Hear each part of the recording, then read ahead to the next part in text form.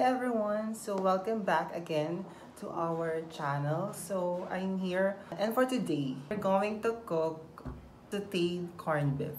Sauteed corned beef! Here is our ingredients. So we have here the onion, one big onion, 2 tomatoes, 2 potatoes, katamtaman lang yung size niya, and then 3 butil ng bawang. 3 butil to. And then, to taste, we have Ajinomoto.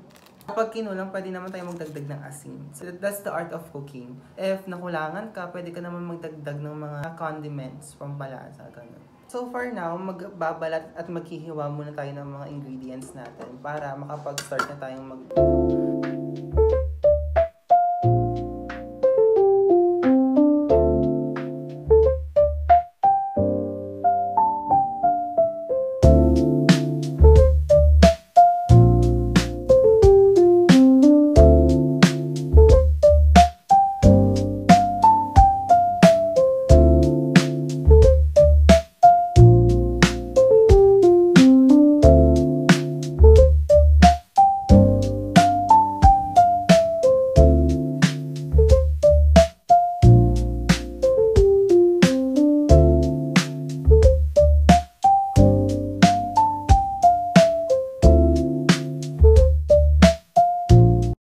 So, ayan guys, tapos na tayo maghiwa.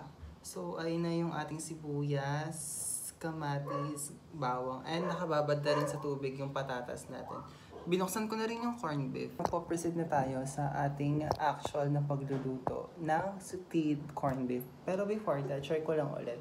You know guys, meron tayong iba't ibang technique or ways ng pagluluto. Tulad ng pag-iisa. Mga ibang tao na inuuna nila yung bawang bago yung sibuyas.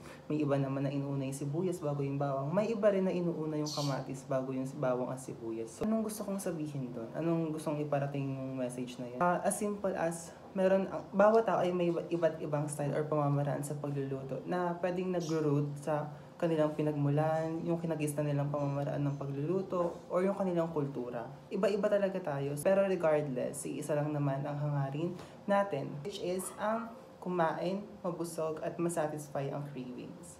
So without further ado, let's start our actual cooking. Sinimulan ko ng gisahin yung bawang, sibuyas, at kamatis. So gaya nga ng sabi ko kanina, iba-iba tayo ng pamamaraan ng paggisa. At yung way ko or technique is na inuuna ko yung bawang bago yung sibuyas. Then, sinunod ko na yung kamatis. Then, hinalo-halo ko siya. Then, after kong mahalo at madurog yung kamatis, ay sinunod ko na rin yung corned beef. So, tinanggal ko na rin siya sa kan at nilipat ko na sa pan. Hinalo ko na rin siya at hinayaang mag-mix kasama sa mga nauna nating ginisa kanina. Nilagyan ko na rin ng 2 basong tubig at hinalo ang patatas. Matapos mahalo ang lahat, nilagyan ko na rin ito ng takip upang hayaang kumulo at lumambot ang mga patatas. Makalipas ang ilang minuto ay kumulo na rin ito at akin na rin nilagay ang Ajinomoto bilang pampasarap. Hinalo ko itong muli at pinakuluan ng 2 minuto upang mas lumambot ang patatas at mas lumasa ito.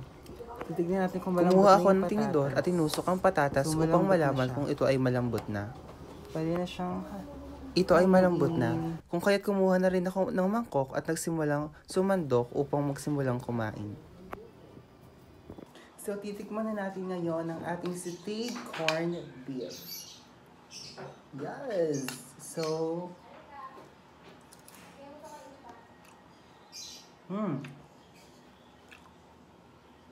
malambot yung potato niya, hindi na mahihirapan ngumuya. Yung mga titikim kahit mga matanda, mga walang ipin, ganun. That's the beauty of cooking din eh.